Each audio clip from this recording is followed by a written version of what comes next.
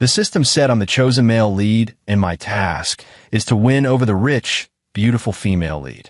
But can someone tell me why, 3 months after accidentally romancing the supporting female, the way she looks at me is getting weirder and weirder? At first, I really meant to do it on purpose. When her dad came to steal her tuition, I pinned that drunk to the ground and beat him.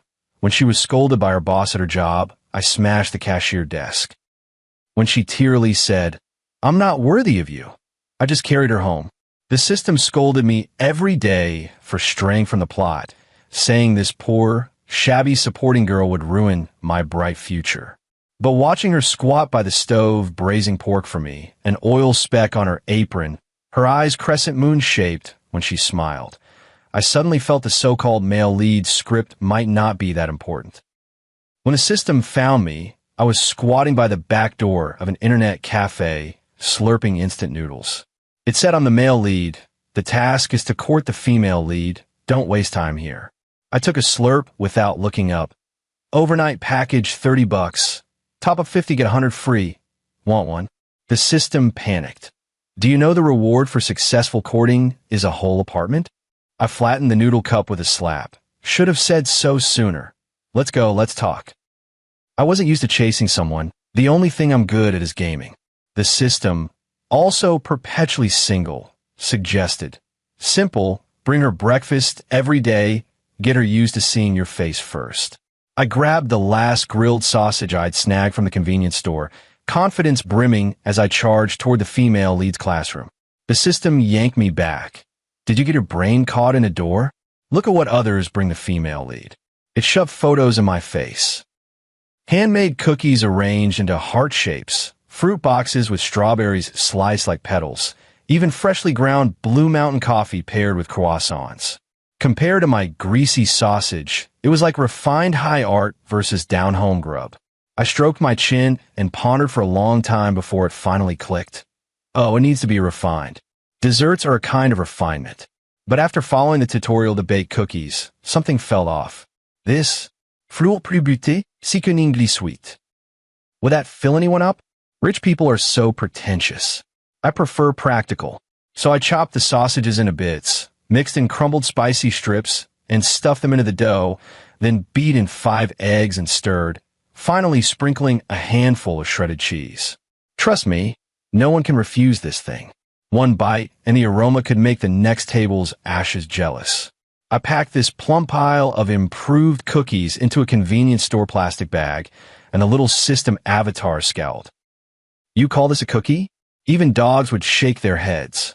I patted his arm. What do you know? This is the scent of ordinary life.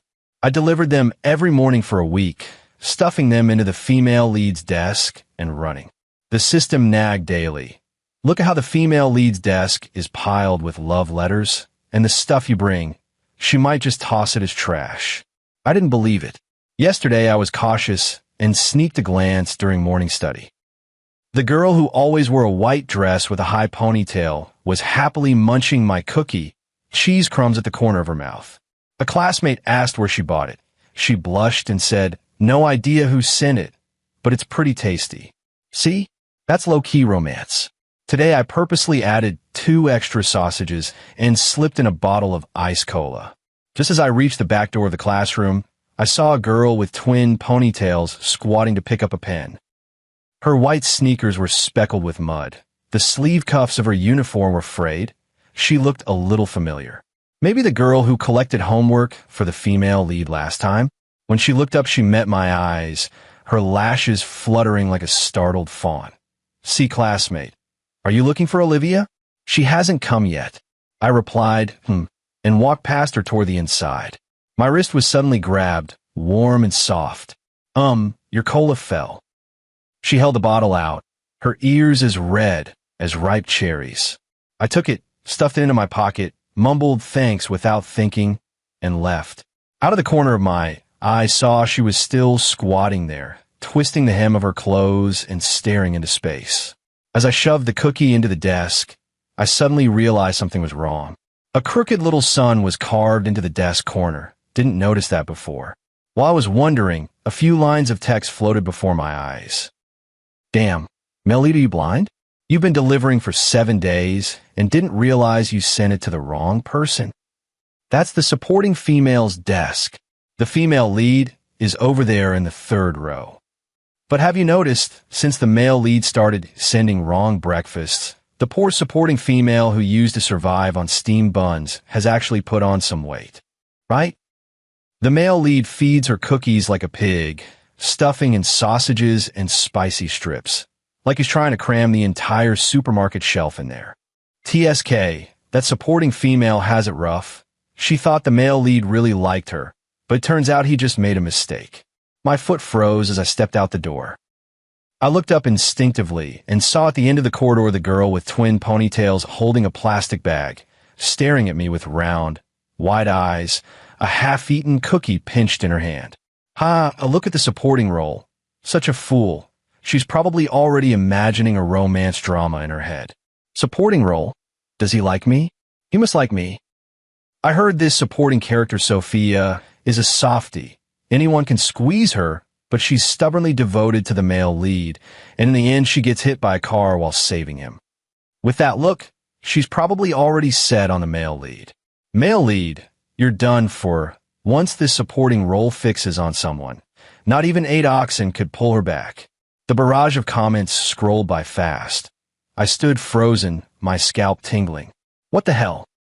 I didn't get to chase the heroine, fine, but how did I manage to attract the supporting role? The system had told me before about this supporting character, Sophia.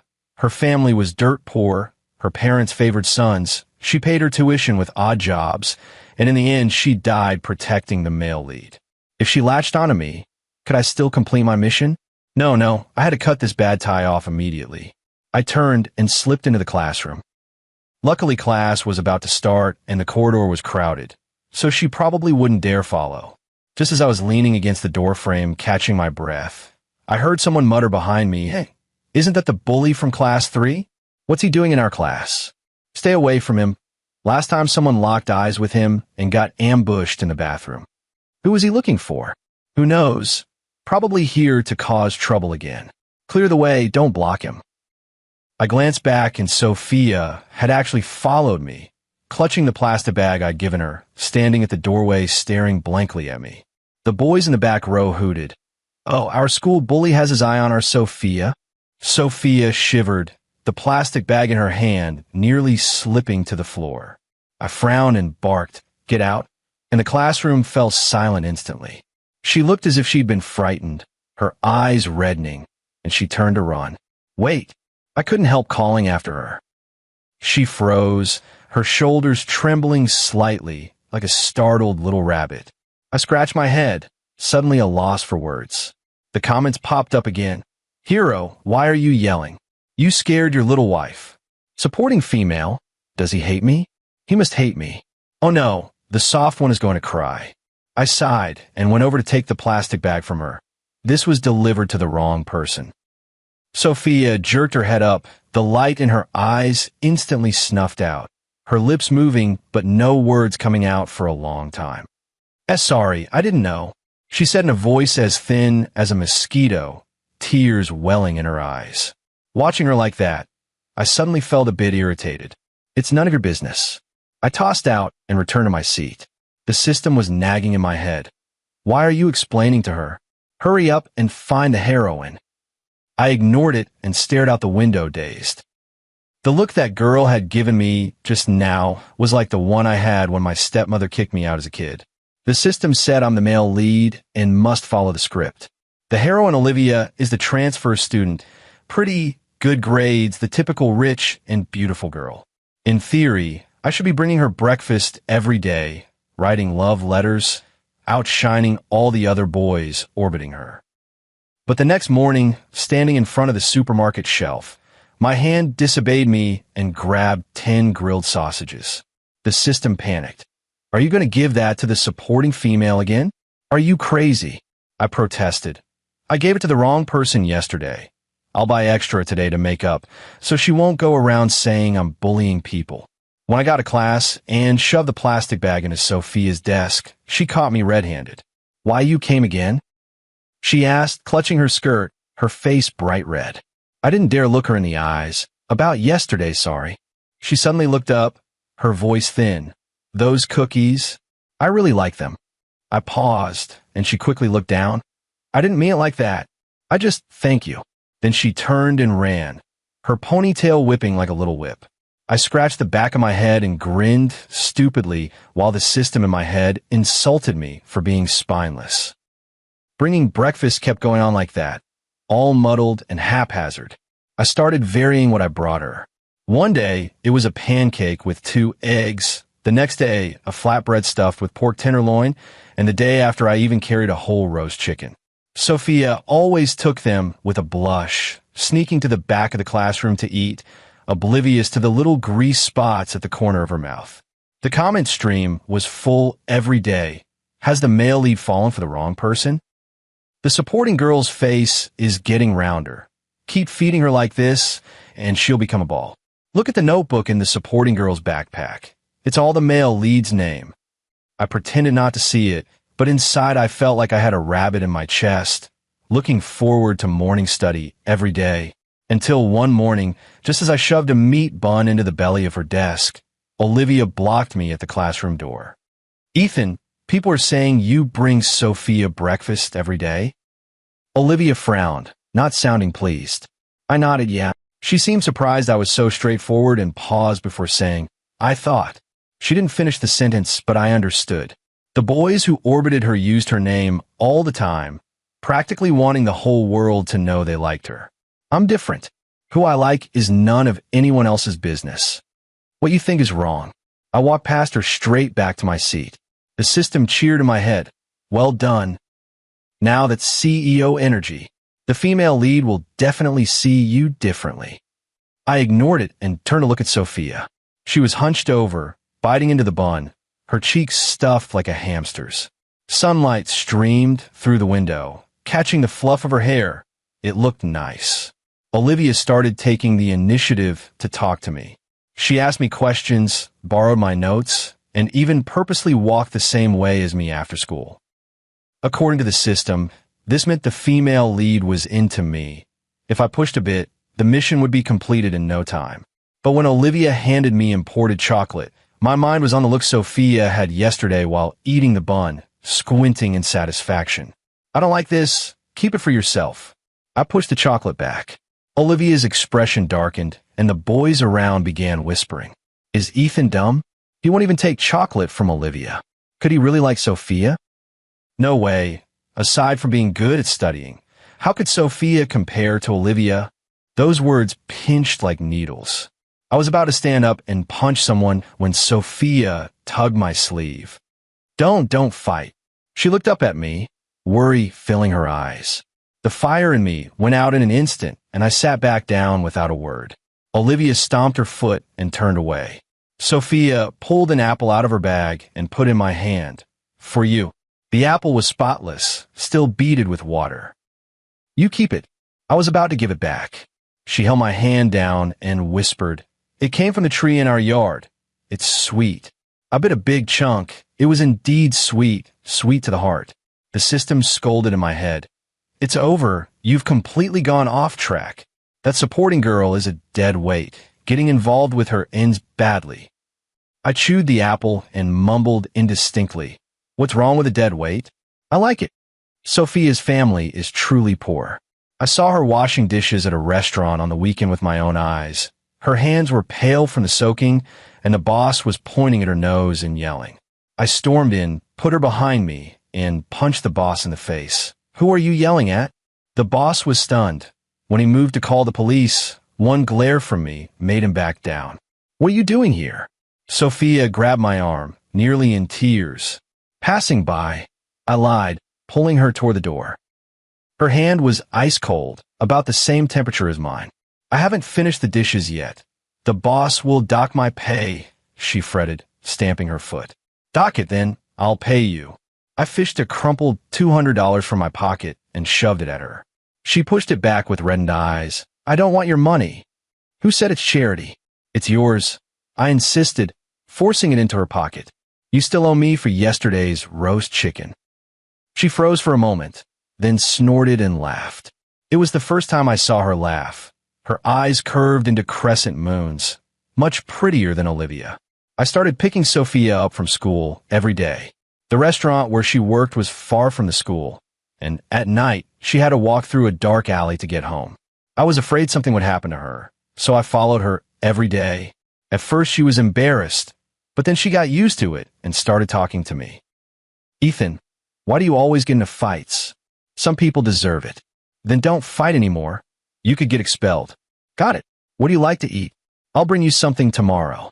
Anything, as long as there's meat." Her eyes lit up when she smiled. "Then I'll make you braised pork." The next day, she took an iron lunchbox out of her backpack. When I opened it, the braised pork was dark and burnt-looking, grease splattered everywhere. It's my first time cooking. "It might not taste good," she said, head down, her voice as small as a mosquito. I picked up a big piece with my chopsticks and shoved it into my mouth. It was bitterly salty and undercooked, but I chewed with relish. Not bad. Better than the cafeteria. Her eyes brightened instantly. "Really? Then I'll make it for you again tomorrow." Looking at her foolish, earnest face, my heart melted completely. The system scolded me that I was hopeless, saying I ignored the heroine and stuck with the poor girl. I ignored it, too busy watching Sophia eat, her cheeks puffed out. The girl seemed to have put on a bit of weight, good. The day Olivia confronted me, I was teaching Sophia a math problem. Olivia stood in the classroom doorway, her face sullen. "Ethan, what do you mean by this?" I didn't even look up. "Mean what? Aren't you into me? Why are you always hanging around Sophia?" She raised her voice, drawing the whole class's attention. Sophia shrank behind me in fright, dropping her pen. I frowned and kept her behind me. "When did I say I liked you?" Olivia froze. "Then what about the love letters you used to send me?" "Those were things I wrote on a whim." I blurted out, realizing immediately I might have gone too far. The system screamed in my head. "Are you insane?" Olivia apparently didn't get it. She took it as me toying with her and ran out sobbing. People around us started whispering, saying I had cheated on Olivia and hooked up with a poor girl. Sophia tugged at my shirt hem. "Ethan, why don't you go and make things clear with her?" "Clarify what?" I pinched her cheek. I never liked her anyway. Her face flushed instantly. She lowered her head and wouldn't look at me. The live comments flew by. The male lead finally woke up. "The supporting girl's face is as red as a monkey's butt. Hurry up and confess. What are you dawdling for?" I cleared my throat and was about to speak when the class bell rang. Forget it, no rush. The day Sophia's father, George Taylor, showed up, I was at her place helping her fix a light bulb. The man smelled of alcohol. He came in and immediately overturned the table, smashing an enamel bowl into 8 pieces, gravy splashing down my pant leg. "You damn girl. I told you to save up for your brother Liam Taylor's tuition. Where's the money?" He shouted at Sophia with bloodshot eyes, spitting in her face. Sophia shrank back behind me, clutching my shirt so hard her knuckles went white. "My wages haven't been paid this month." "Not paid? I bet you gave the money to that wild man." He suddenly turned on me, grabbed the carrying pole from the corner, and swung it at me. "I'll beat you to death, you little bastard seducing my daughter." I dodged, pushed Sophia aside, grabbed the pole with my free hand, and yanked hard. The man lost his balance, staggered, and fell, hitting the back of his head on a table leg and howling in pain. "Ethan!" Sophia screamed, lunging at me to pull me back. "Stop, he's my dad. Such scum don't deserve to be a father," I said, stepping on his back and glaring down at him.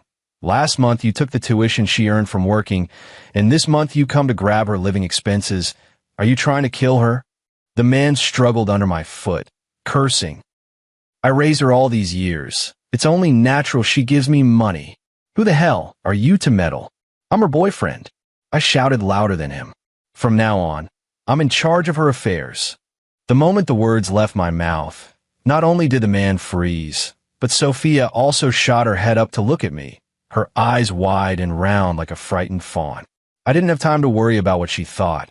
I took my wallet from my pocket, pulled out all the cash, and threw it in the man's face. There were crumpled coins and a few newly withdrawn bills, totaling about $3,000. This money should be enough for your son's tuition. I ground my foot into his back and pressed down hard. From today on, don't you dare set foot in this room again, and don't ask her for money anymore. Understand? The man stared at the cash on the floor, his eyes glazed. He didn't even feel the pain and quickly nodded. Understood, understood. I won't come again. I hauled him up and tossed him out the door like a dead dog, slammed it shut with a bang, and locked it. The room was so quiet you could hear each other's breathing. Sophia kept her head down, her shoulders trembling. It was hard to tell if she was crying or scared. I walked over, intending to pat her back, but my hand stopped halfway and withdrew. That boyfriend just now had come out too abruptly. Would she think I'm a pervert? So sorry, I trailed off, and Sophia suddenly lifted her head. Tears blurred her face, but she bit her lip so hard she made no sound. She just looked at me like that. Her eyes seemed to hold stars, frighteningly bright. Did you just say you're my boyfriend? Her voice was shaking badly, the end of the sentence carrying a faint, barely noticeable hope. My heart skipped a beat. My face fell hot. I forced myself to nod. Yeah, is that a problem? She didn't answer. Suddenly, she flung herself into my arms, wrapping them tightly around my waist, burying her face in my chest and rubbing against it. Her tears soaked through my t-shirt. Solby, Ethan, she cried, gasping. No one has ever protected me like this. I froze, my hand suspended in midair for a long moment before I gently settled it on her back and patted. Once after another, I'll protect you from now on. She sobbed even harder, as if trying to weep away a lifetime of grievances. That night, I didn't leave. Sophia's place was just a small room with a double bed, a chipped wardrobe, and a three-legged desk. She let me have the bed and brought a small stool, saying she would read at the desk. There was no way I would let her sleep on a stool. I pulled her onto the bed. We can squeeze. I won't touch you. Blushing, she shifted toward the wall with her back to me, her shoulders still trembling slightly. In the dark, I could smell the faint soap scent in her hair, and my heart thudded like it had a rabbit inside, pounding nonstop. I hesitated for a long time. How much does your brother still need for tuition? I'll withdraw it tomorrow. No. She spun around abruptly, her eyes sparkling in the moonlight. I can handle it myself, really. Why so polite with me? I turned over to face her. Did you forget I'm your boyfriend? Her face flushed completely. Then she quickly turned away and mumbled. Then, from now on I'll wash your clothes and cook for you to pay you back. Is that okay? Fiend. I smiled. But you have to add meat. Every meal must have meat. She lightly kicked me under the covers. Got it, carnivore. That night, I slept especially well. I didn't even hear the system in my head scolding me for being spineless. Early the next morning, the smell woke me up hungry. Sophia was busy at the stove, wearing the old apron my mom had given me, sleeves rolled to her elbows, revealing slender white wrists. Eggs were frying in the pan, sizzling in oil, smelling so good my mouth watered. Awake? Go wash up and eat. She turned and smiled at me, her eyes curved like crescent moons. On the table were 2 bowls of porridge, 4 fried eggs, and a dish of pickles. The edges of the fried eggs were crisp and browned, obviously made by a beginner. But I ate so ravenously I nearly swallowed my tongue. Eat slowly. There's no one stealing your food. She handed me a glass of water, her eyes full of laughter. Between mouthfuls I mumbled, 100 times better than the cafeteria. Her face flushed again. She lowered her head to sip porridge in tiny spoonfuls, yet the corners of her mouth couldn't help curving up. After dinner, I was heading to the internet cafe to boost for money, and Sophia was going to work at the supermarket. At the alley entrance, I suddenly remembered something and pulled something out of my pocket to hand to her. It was a hair tie I bought yesterday at an accessory shop, a red cord with a little sun pendant, very similar to the one carved on the corner of her desk. For you. I scratched my head, a little embarrassed. Yours is about to break. She pinched the hair tie, and tears suddenly fell. Why are you crying? You don't like it? I panicked. No. She hurriedly wiped her eyes, pulled off the old tie, and put on the new one. The red cord stood out against her jet black hair. I really like it. Thank you. Glad you like it. I felt warm inside. I'll pick you up tonight. She nodded, turned, and ran toward the supermarket, then looked back at me after a few steps. Her ponytail whipped like a little whip, and the little sun on the red cord sparkled in the sunlight. A system message popped up from nowhere and scrolled across my vision. Male lead, you're hopeless, leaving the heroine alone and hanging out with the supporting female every day. Look at that silly face. Your grin is almost ear to ear. Warning, keep this up and the plot is beyond saving. I ignored it and hummed as I walked to the internet cafe. Plot lines are none of my business. Right now, I just want to earn enough money to buy Sophia a new dress and treat her to a meat-filled meal. At the entrance of the internet cafe, my phone suddenly rang. An unknown number. I picked up and heard Olivia's voice, tinged with grievance. Ethan, do you hate me? No, I was baffled. Then why do you always avoid me? Her voice quivered. I know you delivered the wrong breakfast, but I don't mind. You can keep bringing it. Only then did I remember the existence of the heroine and scratch my head. Olivia, let me be clear, I don't like you. There was silence for a few seconds on the other end. Then she exploded. You don't like me? Who do you like then? Sophia? What's so good about her? She's so poor and shabby. She's good in every way, 100 times better than you. I frowned. If you don't mind, I have to go, I'm busy. Ethan, you'll regret this, she screamed and hung up. I shook my head and shoved the phone back into my pocket. Regret? Right now, I felt that meeting Sophia was the luckiest thing in my life. When I went to pick up Sophia that night, her boss was pointing at her nose and scolding her for shortchanging a customer. Sophia kept her head down, clutching the hem of her clothes, tears welling in her eyes. I stepped forward and put her behind me. What's going on? The boss's bravado deflated half a notch when he saw me, but he still snapped. She undercounted $5. No, $50 when giving change to a customer. That amount will be deducted from her wages. Impossible. I glared at him. Sophia isn't careless like that. Check the footage yourself. He dawdled, refusing to go, so I grabbed him and dragged him toward the office. Sophia hurried after us, pulling at me. Ethan, forget it. It's only $50. It's not about the money. I won't let you be wronged. I shrugged off her hand and forced the boss to pull up the surveillance.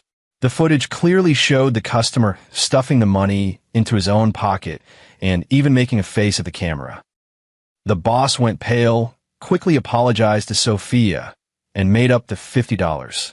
Walking out of the supermarket, Sophia suddenly hugged me, burying her head in my chest as she muttered, Ethan, why are you so good to me? I already told you, because I like you. The words slipped out, and my face warmed. She froze, then jerked her head up, eyes wide as saucers, her lips moving for a long moment before she whispered, Why, you mean it? Of course I mean it. I looked in her eyes and said seriously, From the first time I saw you crouched on the ground picking up a pen, I kind of liked you. Later, when I brought you breakfast and watched you eat braised pork, I liked you even more. Tears suddenly fell from her eyes, pattering onto the back of my hand, so hot they made my heart tremble. Why are you crying? You don't like me? I panicked. No. She shook her head quickly, tears falling harder. I like you, Ethan. I've liked you for a long time. I've always envied you. I went numb, then joy surged through me. I scooped her up and spun her around, scaring her into screaming as she wrapped her arms around my neck. Then you're my wife. She buried her face in my neck, her voice muffled and choked with sobs, but sweet as sugar. After spinning her around for a while, I finally put her down and pressed my forehead against hers. I could smell the faint scent of soap in her hair and the fresh scent of her new hair tie. If anyone bullies you again, tell me. Watch me flatten them. I pinched her cheek. She nodded and smiled, tears still clinging to her lashes like dewdrop stars. The system spammed scolding messages across my vision, but I didn't see a single one. My eyes were only on Sophia. She looked so beautiful when she smiled, brighter than the stars. That night, we walked home hand in hand, the moonlight stretching our shadows long and long, pressed close together as if we had never been apart. I knew that from a day on, I would be Sophia's support. No matter what difficulties came, I would stand in front of her so she would never have to suffer or shed tears again. As for the plot and all that, let it be. In the last month before the college entrance exam, Sophia suddenly stopped coming to school again. I waited at the alley entrance to her house all day before she finally came out, one eye swollen and bruised, her arm bruised too. "Your dad did this?" I clenched my fists until my nails dug into my skin. She lowered her head, her voice trembling. "I'm getting married." The other side gave my dad $30,000 as a bride price. It's enough for my brother's schooling. Marry my ass. I grabbed her and dragged her toward the alley exit. "Come with me." She struggled and wouldn't move. "Ethan, leave me alone. This is my fate." "This isn't your fate." "Ich schaue daher. Your grades are so good. You can get into college and leave this shitty place." She burst into tears, the tears falling like beads on a broken string. My dad tore up my exam admission ticket. I can't sit the exam. It felt like someone had kicked me hard in the chest. The pain took my breath away. That day, I hid Sophia in a private room at an internet cafe and went back to her house myself. Her dad was drinking with a few cronies. When he saw me come in, he threw his bottle to the floor. "You little bastard, you dare come here?" I didn't waste words. I went up and pinned him down, beating him until his face was bruised and swollen, and he begged for mercy. "Where's the admission ticket?" I asked, placing my foot on his face. He trembled and fumbled under the bed, pulling out a wad of paper. I picked it up and saw it had been torn to pieces. Gritting my teeth, I gave him a few more punches. "I'm telling you, if Sophia loses a single hair, I'll tear this house down." When we returned to the internet cafe, Sophia was sitting in the corner with her knees hugged, staring into space. When she saw me come in, her eyes instantly went red. "Admission ticket. It's okay, I have a way." I took out my phone and called our homeroom teacher, Mr. Anderson. Thankfully, the school had a backup, so it could be reissued the next day. Sophia looked at me, tears falling harder. "Because you're my future wife." I ruffled her hair. She froze for a moment, then burst out laughing, though the tears kept falling. During the college entrance exams, I bought breakfast for Sophia every day. I would say good luck to her, and she'd blush, nod, and grip my hand so tight she wouldn't let go. After the final exam, she ran out of the testing site and leapt into my arms. "Ethan, I feel like I did pretty well." "Of course you did. And who is cheering you on?" I pinched her cheek. "What do you want to eat?" "It's on me. I want malatang, double the meat." "No problem, you got it." We sat at a street stall, sweating profusely as we ate, and people nearby stared at us like we were idiots. I didn't care. As long as I could see Sophia smile, I'd do anything. When the results came out, Sophia was admitted to Shigu City Normal University, and I scored above the undergraduate cutoff, so I applied to the same school. A voice in my head scolded me. "You could have gone to a top university. You ruined your future for a supporting character." "What future? What nonsense. Being with her is enough." I smoked and watched Sophia fill out her application with a silly grin. When she finished, she looked up at me. "Ethan, are you really going to apply to the same school as me? Your score could get you somewhere better." "Nope, I'm staying with you." I grabbed her application and wrote my name next to hers. "I'll look out for you." She blushed and looked down, but the corners of her mouth couldn't help but lift. On move-in day, I was carrying Sophia's luggage when a few girls stopped us at the dormitory entrance. "Oh, isn't this Sophia?" "Didn't expect you to get into college," the girl in charge, Chloe, said with a smirk. I recognized her. She was from Sophia's hometown and used to bully her. "Back off." I put Sophia behind me and clenched my fist. "Ethan, why are you still with her?" the girl sneered. "Don't you know her dad owes a ton of money? If you stick with her, you'll get dragged down too." I didn't waste words. I walked up and punched her, blood spurting from her nose. "If you ever bother her again, I'll cripple you," I said, pointing at her.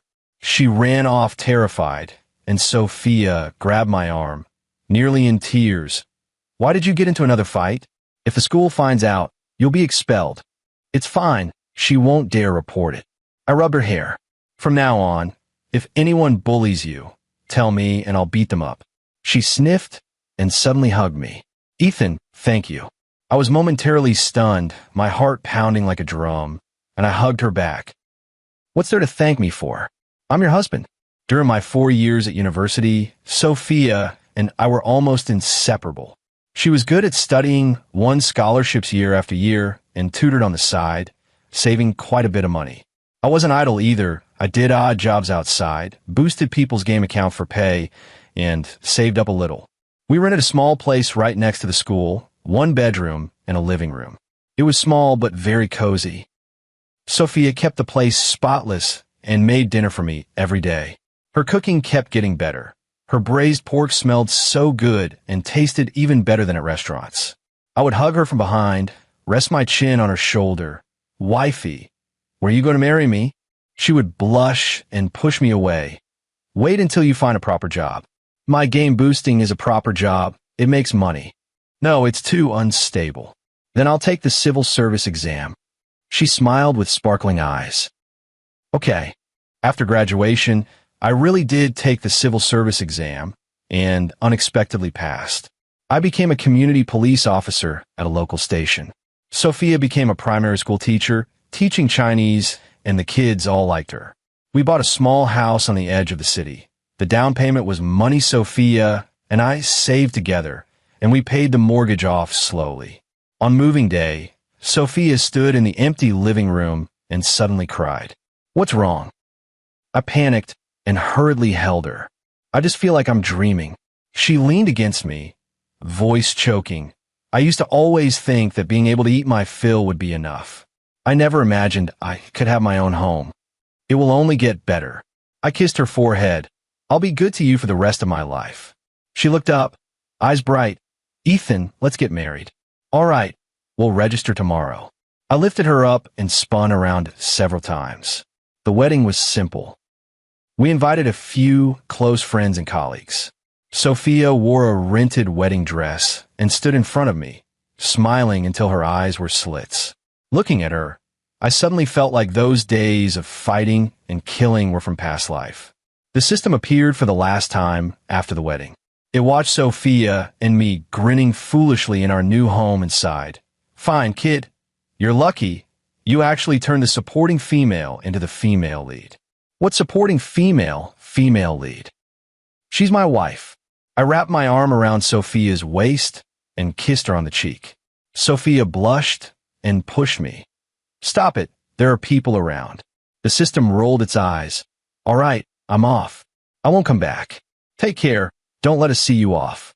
I waved my hand, my eyes only on Sophia. In the second year of our marriage, Sophia became pregnant and gave birth to a chubby little boy, cut from the same mold as me, especially with that stubborn temper. I named our son Noah, meaning I will always miss Sophia. Sophia teased me for being uneducated, but secretly wiped away a tear. When our son turned 1, Sophia's father George suddenly showed up, carrying a basket of eggs, his hair a lot whiter and his back more stooped. Sophia, your dad was wrong. I didn't treat you well before. Don't hold it in your heart. He rubbed his hands, looking very uneasy. Sophia said nothing, her eyes red. I let him in and poured him a cup of tea. Let the past be the past. Come see the child often from now on. He froze for a moment, then tears fell. Thank you, Ethan. After that, he would occasionally come to see the child. He didn't say much, but it was clear he genuinely cared for the child. The smile on Sophia's face grew more and more.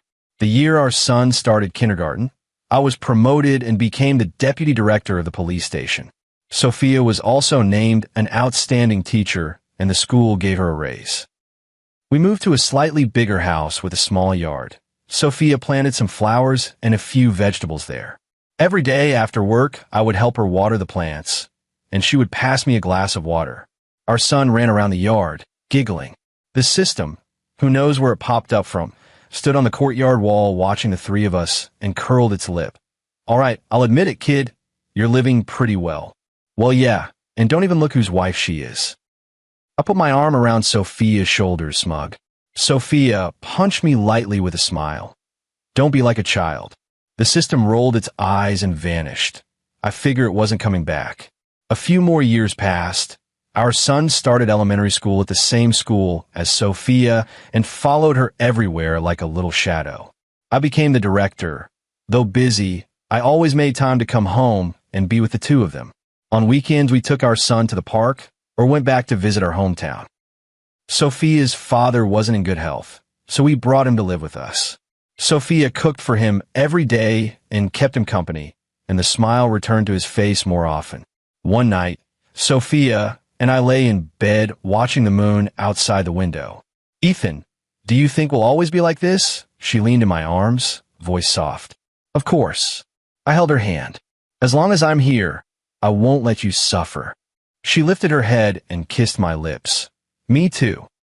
When our son started high school, he was taller than me, a lanky adolescent, yet still clingy to Sophia, following her around calling Mom. Sophia had some white hairs and crow's feet by her eyes, but to me, she was just as beautiful as when we'd first met. We moved again, this time to a house with an attic. Sophia made a small study up there where she read and wrote whenever she had time. I would sit beside her and watch her write. Sunlight streamed through the window and fell warmly on her. Ethan, do you remember the first time we met? She asked suddenly. Of course, you were squatting on the ground, picking up a pen, like a frightened little rabbit. I laughed. Even then I thought, you may look fierce, but you're actually a good person. She rested on my shoulder. Luckily that day you dropped your soda on the ground. I didn't do that on purpose. I know, she smiled. It was fate. The day our son got into university, we took him to campus and watched him walk through the gate with his luggage. Sophia and I stood at the entrance with red eyes. The child is grown up. Sophia sighed. Yeah, it's just the two of us now. I wrapped my arm around her waist. Perfect. We can have our life as a couple. She blushed and punched me. You're incorrigible. We took a trip to the seaside, a place Sophia had always wanted to go. We walked on the beach, watched the sunrise and sunset, hand in hand like when we were young, with endless conversation. Ethan, thank you. Sophia stopped suddenly and looked at me. Thank for what? I'm your husband. I kissed her forehead. Thank you for making me feel worthy of being loved. Tears fell from her eyes. Silly, you've always been worthy. I held her tightly in my arms. From the day I met you, you were worth it. Our hair has turned white and our backs have bent, yet we still hold hands every day and walk around the neighborhood. Sophia's memory isn't very good, and she often forgets what she was about to do, but as soon as I remind her, she smiles. I'm old. I'm no use anymore. It's okay, as long as I remember. I hold her hand and walk slowly forward. You forgot. I'm your husband. She leans on my shoulder like a little girl. You're my husband. The setting sun stretches our shadows long and long, pressed tightly together as if we had never been apart. I know the best thing I ever did in this life was that day I dropped my Coke and met Sophia. For however many days remain, I will accompany her and keep walking with her, always and always.